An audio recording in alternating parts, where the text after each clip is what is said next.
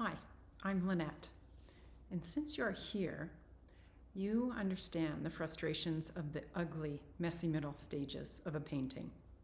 Those thoughts of, oh, this is terrible, and I've just wasted my time and energy in paint and paper or canvas, and still I don't know what to do. I'm going to share with you 3 of the lessons that I've learned with this process that can help you. And also at the end, I'm going to share the before and after with you so you can compare. Actually, it'll be the middle and after, messy middle and after. And also I'm going to share an extra bonus tip with you. So because you understand all these frustrations, let's just get right into the video. Here's this larger painting. Not so good, very boring, middle stages, but I have already ripped it up, folded it, tore it, and it was so satisfying. Oh my gosh, a little scary, but satisfying. So now I have all these little paintings that I'm going to take separately and make them into other paintings. And before I look at them separately, I'm just going to add a little bit of a black line to this, just because I do not like that center section of this at all. So tearing it into small pieces is going to allow me to focus on the different parts and see them with fresh eyes. And when you take that large painting and you tear it, rip it, slice it, cut it into smaller sections, each piece becomes its own mini canvas with its own potential. And now it's just looking at them, wondering what I'll do, which one should I start with? How should I rework these pieces? And to start, I'm just going to take 3 pieces and start working with them because I like working on more than one piece at a time. And so I'll just start with these pieces. And I'm going to just add more paint, work with them, add new colors, get a fresh start. But the good thing about this is all of these will already have the soul of your original artwork on it. And so what I'm going to do is I'm just going to start here, and I'm going to speed this up because otherwise this is going to be a really long video.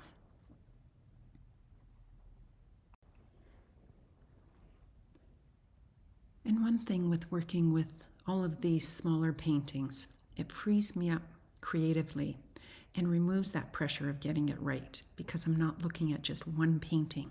So I can be less perfect and more about exploration and experimenting. And you might discover new techniques. You might find these hidden masterpieces in there within something that you thought was ruined. It also is a great way if you have those little pieces that are gems and you have a whole large painting and then you just have a little part of the painting. I do this all the time. I see a little part that I absolutely love and then I try and keep it. And that doesn't work for the whole painting. So by doing these little paintings, you can actually save that little gem and then work on the other little paintings to make them just as livable as what you've done before. And remember, when you're doing these paintings, when you're in that messy middle stage, you already don't like it. And so it doesn't matter what you do to it. Just start doing some things to it, and then you'll get the flow. Now, one of the 3 things that I learned from this process is that imperfections are often where the magic happens. When I started tearing up my paintings and experimenting, I realized that it's the little flaws and the mistakes that make the artwork unique. Letting go of the idea that everything has to be perfect, it just freed me up to explore more creatively. And that is when some really fabulous things came out that I just adored. Another thing that I learned with the process, the second thing, is that by tearing up, cutting up the painting into these smaller pieces, I gained a fresh perspective on each little section. It was like viewing the work from a whole new angle. At times when we have a larger painting, we look at it differently. We'll flip it over, look at it from different angles, change it to black and white values, see what that looks like, look at it in a mirror, leave it for a while, look at it in different lights. But with these little paintings, it just changes things because now they're their own compositions all over again. And then you get to start and see what balances and the harmony that goes with it and the little details that you can relate to it. So that was another realization of a different perspective. And it becomes so much more interesting when these things are viewed in isolation and they become part of a whole new composition.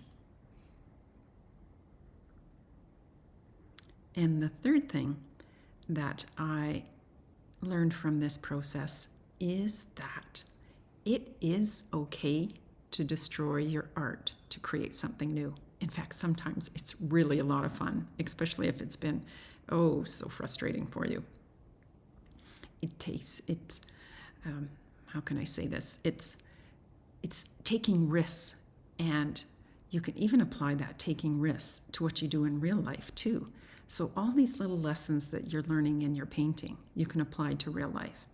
And so you can destroy something in your painting to create something better. And initially I was so afraid to cut up the painting, and I thought, but I like it. Maybe I can turn it into something else. I'd spent so many hours on it, and I had so much paint under all those layers trying to figure it out. But all of a sudden, this opened me up to new possibilities, and some that I would have never seen before if I tried to fix that whole large piece before.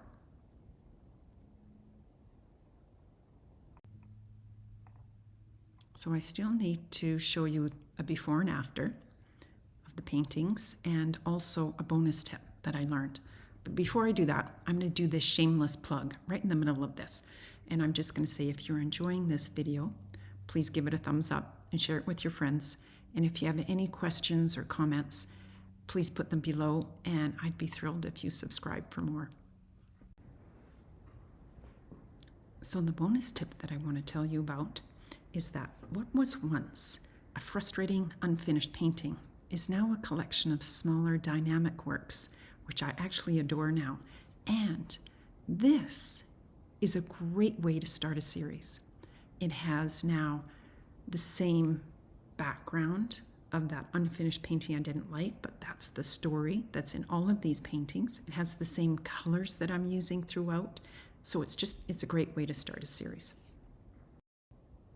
And if you remember this, here's the before painting, rather boring. And here are some of the little ones for after. I just adore these. Thanks for joining, and we'll see you in the next video.